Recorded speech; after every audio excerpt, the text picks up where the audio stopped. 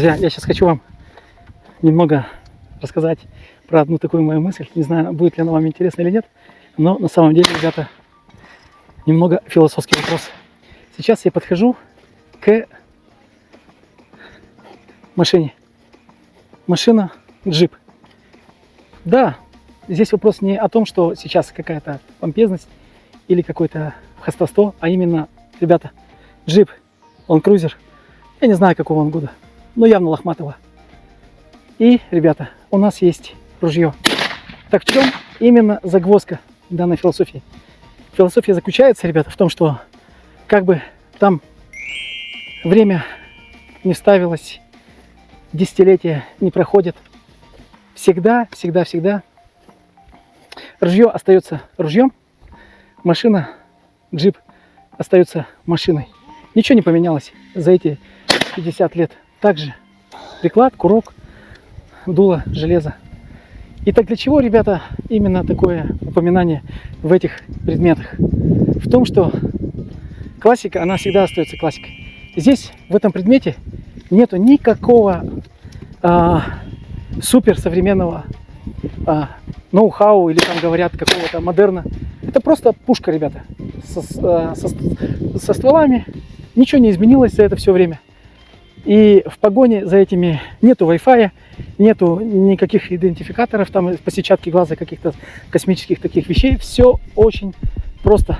Поэтому, исходя из этого, хотел сказать, что как бы время не шло вперед, и какие бы ни пришли коптеры или всякие разные интеллектуальные эти искусственные интеллекты, всегда остается, ребята, по-моему, настроение и именно ваши друзья. То, как вы к этому относитесь.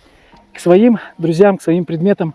И год проходит, также есть лодки, также есть моторы, ничего не меняется. И отношения от этого, ребята, смысла нет вот гнаться вот за ружьями, там, дорогими ружьями, супер искать, из года в год, айфоны вот эти все обменивать. Ну, это, конечно, хорошо, нет ничего такого, если есть возможности.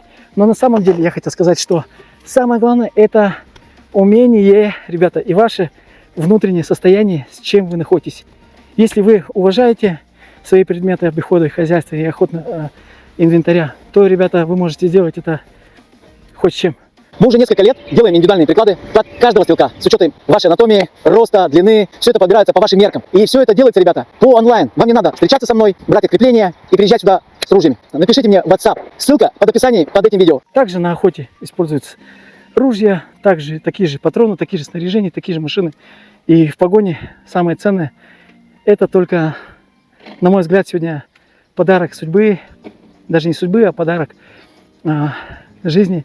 Ваши личные настроения, ваши личные друзья, близкие, либо враги, тех, которых вы сделали друзьями. Жизнь не учит. Здесь я хочу остановиться насчет врагов. Конечно, это в этом есть момент. Токсичные люди, они остаются токсичными людьми. А хорошие люди, если бывает какая-то кривота или есть какая-то заминка, то лучше не надо.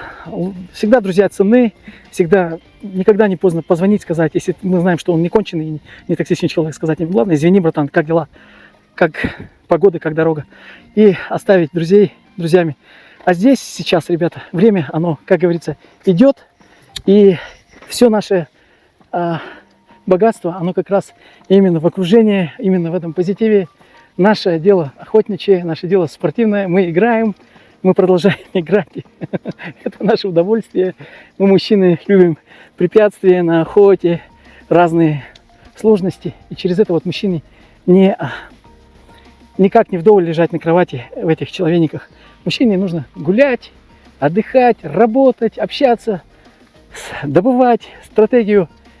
И здесь, в этом философском подходе, именно ваши друзья, они есть, вот эти материальные предметы, и мы должны их обязательно в хорошем состоянии содержать. И все зависит именно от нашего подхода и